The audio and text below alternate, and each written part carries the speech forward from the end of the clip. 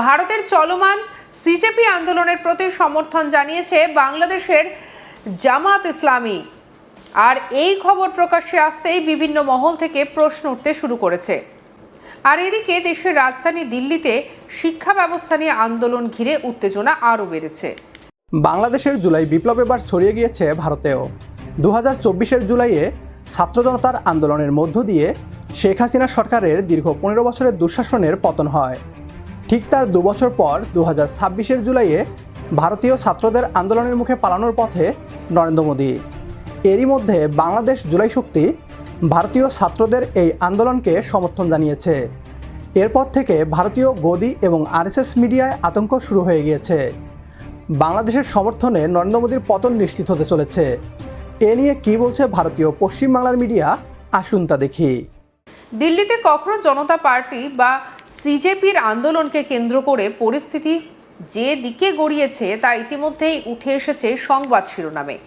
এরই মধ্যে উঠে আসছে বড় এক খবর। ভারতের চলমান সিজেপি আন্দোলনের প্রতি সমর্থন জানিয়েছে বাংলাদেশের জামাত ইসলামী।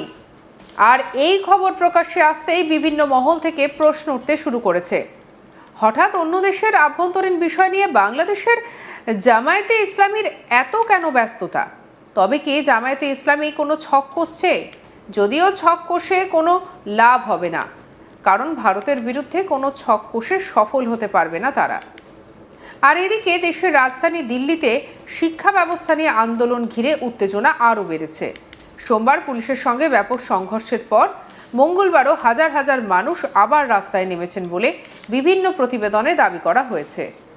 আন্দোলনের কেন্দ্রবিন্দুতে রয়েছে যুবকদের নেতৃত্বে গড়ে ওঠা সংগঠন ককরোচ জনতা পার্টি বা সিজেপি।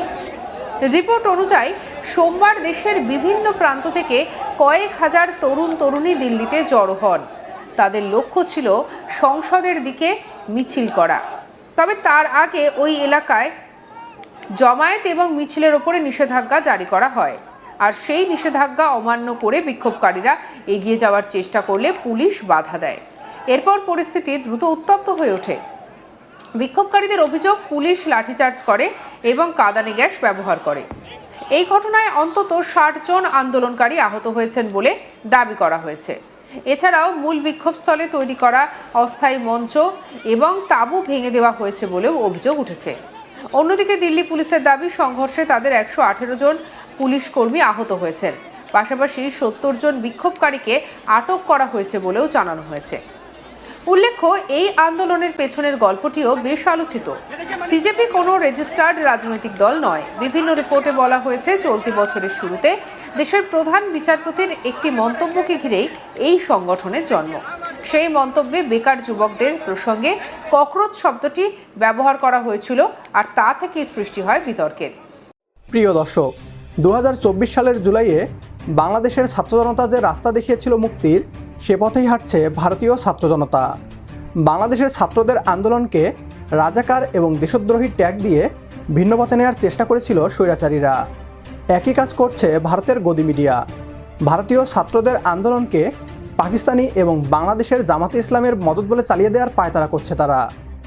বাংলাদেশের ষড়যন্ত্রেই ভারতীয় ছাত্রদের আন্দোলন, এমনটাই প্রচার করে নরেন্দ্র মোদীর গদি বাঁচানোর চেষ্টা করছে তারা। শেখ হাসিনার যে পরিণতি হয়েছিল, একই পরিণতি এখন নরেন্দ্র মোদীরও হতে চলেছে।